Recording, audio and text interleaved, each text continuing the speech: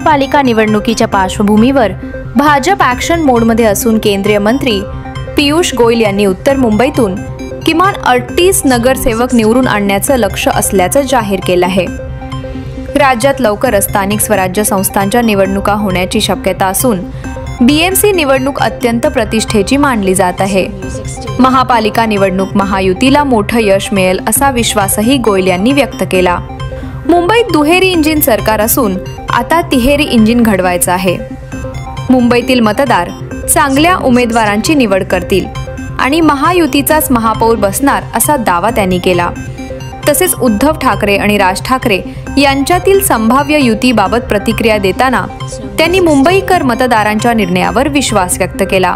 दरम्यान शिवसेना शिंदे गटाच्या नेत्या नीलम गोयल यांनी देखील महायुतीचाच महापौर येईल असा विश्वास व्यक्त केला। फडणवीस, शिंदे आणि अजित पवार यांच्या कामामुळे जनतेच्या मनात विश्वास निर्माण झाल्याचे त्या म्हणाल्या। सभागृहातील शिस्त राखण्यासाठी नियम पाळले जातात आणि बाहेर काय घडतं त्यावर लक्ष दिलं जात नाही असंही त्यांनी स्पष्ट केलं।